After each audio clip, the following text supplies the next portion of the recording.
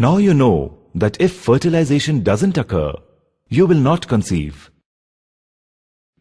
In such a case, it is possible for you to conceive with the help of assisted reproductive technology using a process called in vitro fertilization or IVF. In this process, the sperm cell and the egg cell are combined in a lab dish for fertilization. After fertilization, the resulting embryo is then transferred to the uterus for implantation. There are many reasons of fertilization not occurring in the natural course. IVF is a successful weapon to deal with this difficulty. In short, it is an effort to duplicate nature's miracle. Over 1 million babies have been born worldwide after IVF. Let's take a tour of the complete IVF process. IVF is done in a stepwise manner.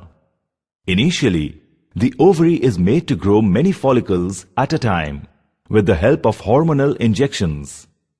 This is called superovulation, and the follicular growth is monitored by sonography. We hope to get you to grow 5 to 12 mature follicles of the size of 16 to 18 millimeters.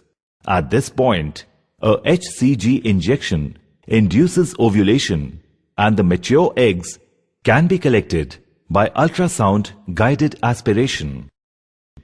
This way, follicular fluid containing an egg is sucked out through the needle into a test tube, one by one. This skilled procedure can retrieve 4 to 16 eggs over 10 to 40 minutes. The aspirated follicular fluid is then examined by the embryologist in the IVF lab under stereo zoom microscope for good quality eggs.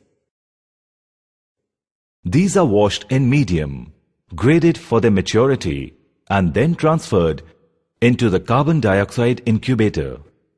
After 2 to 6 hours, insemination can be done. The same day, sperms of the husband are separated from seminal plasma by sperm washing. The washed sperms are used to inseminate the eggs. About 100,000 sperms per milliliter are placed with each egg in a separate dish containing culture medium. The dishes are placed in a carbon dioxide incubator at 37 degrees centigrade. 18 hours after insemination, the fertilized eggs are identified. The fertilized embryos left in culture continue to divide and have 2 to 8 cells of equal size with clear cytoplasm after 48 to 72 hours. This is the time when the embryo is ready for transfer to the uterus. It is done on OPD basis with mild sedation. 1 to 3 embryos suspended in a drop of culture medium are drawn into a transfer catheter.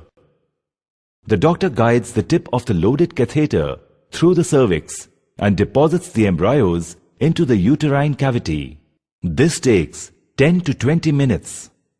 Bed rest is advised for a few hours after this procedure. By superovulation, it is possible to have many eggs available for fertilization with sperms, resulting in many embryos. These embryos can be preserved by freezing them at -196 degrees centigrade in suspended animation for future use, even for many years.